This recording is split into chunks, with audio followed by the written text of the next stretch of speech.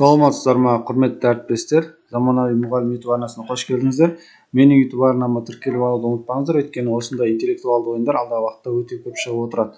Бұл ойын түрі бізде осындай тест түріндегі ойын. Қазір мен ашып көрсетемін. Бұл жерде 1, 2, 3, 4 деп не алса болады. Мысалы, интерактив тақтаға қосып қоясыздар. Оқушылар вариант айтқан кезде 1 ма, 2 ма, 3 па соны қолмен көрсетіп, я болмаса дауыстап айтса болады. Енді пока слайдпен ашып көрсетемін, қандай болатынын. Осылай басталады. Ойынды бастау деген батырма басамыз. Өстіп бізде басталады. Сұрағымыз шығады. Осы жерде уақыт бар бізде, мысалы, қолдануға. Яғни ойлану керек болса, осы уақыт қолдансаңыздар болады. Осы уақыттың ішінде оқушылар ойланады. Одан кейін жауап береді.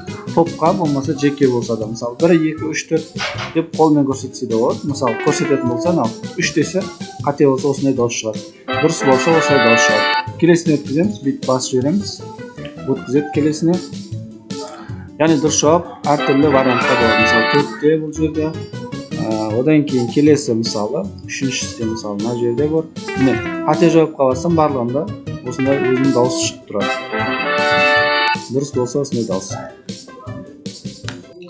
Бәрін көрсетудің қажеті жоқ. Мен 10 етіп істедім. Негізі сұрақ санын көбейте бересіздер. Дублировать жасасаңыздар, болмаса кооперация етіп қойсаңыздар көбейеді.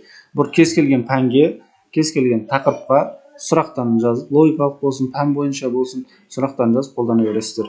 Енді мына жерге сұрағын жазады, мысалы, қате жауап деген жерге варианттарын жазады, қате варианттарын, дұрыс жауап дегенге дұрысын жазады.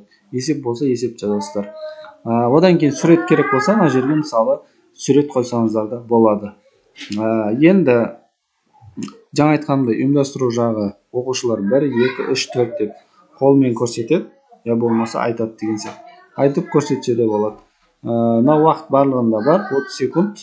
Бұны енді ойланған кезде мысалы уақытта, осы уақыттың ішінде ойланасыздар деп қосып қойсаңыздар да қызықтырақ болады, я болмаса қоспасаңыздар да болады. Немесе былай сұрайсыздар, мысалы оқушылардан ойланасыздар ма, я болмаса сразу жауап беремін. Сразу жауап берсе белгілеп кетесіздер.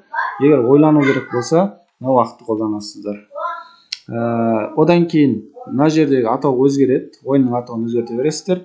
Фон өзгереді, басқа слайдқа қосылады мысалы. Барлығын алып, копировать етіп алып, сөйтіп қоссаңыздар болады. Вид деген жері бар, мына жерде видке бассаңыздар, сортировщикқа өткізіп, осы жерден бәрін белгілеп алуға болады. Я болмаса керек жерін копировать етіп, вставить етіп қоясыздар. Жалпы осы жеңіл шаблон, барлығы дайын түрінде сынақтан жазып қолдансаңыздар болады. Осы шаблон керек болса маған хабарласыңыздар. Назарларыңызға рахмет.